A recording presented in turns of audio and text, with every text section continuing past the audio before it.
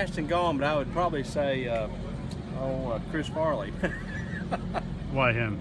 I don't know. I mean, we're both kind of big people and big personalities, and always joking and cutting up, and carrying on. And this has got to be fun. As much money and as much time as we spend away from home, if you're not having fun, it's not worth doing it.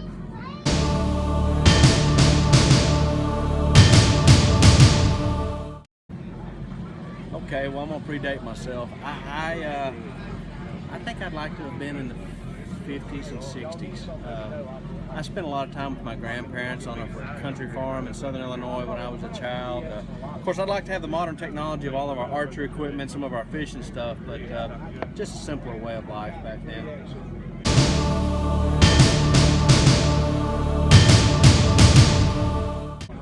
Oh, that's easy. You gotta take a second. My friend, my father fished bass, in the early days, and he was close friends with Lou Childers, that started Shimano speed spools and the Lou speed spools. So back then, Dad had all the high-dollar graphite speed sticks, and I had to use the graphite in class. And it was a very big accomplishment when I got old enough that I could use a graphite rod. So I remember that quite well. Back then, a big rod was 5'6". We had 5'2" and 5'6". So, as a matter of fact, I still have those rods at home in my possession, keepsakes. Oh,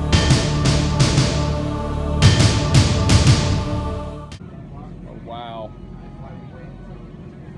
I'm gonna say Andy Morgan. I always call him my little white David Chappelle friend. He can dance. He's a comedian. You never know what's gonna come out of his mouth.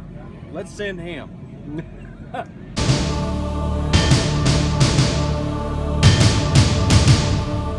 Well, I'm quite certain there's several. I can think of two. One of them was one at Beaver Lake that I'm not too proud of. I made it was a tough tournament. I had like 11 and a half, 12 pounds in the boat. And for whatever reason, first year ever, they'd moved the off-limit sign from where it's always been on the buoy line, and I made one cast 6 inches on the wrong side of the sign and had to call in and disqualify myself.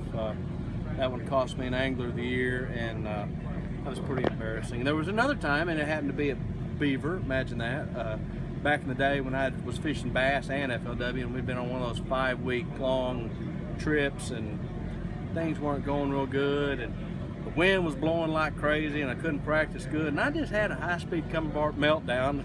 Had a casting rod in hand, and I just used it as a lance or a lightsaber, and when I got done, there was 6-inch pieces of broken rod everywhere in the boat, and Terry Bolton got a big kick out of that, so I wasn't too proud of that either.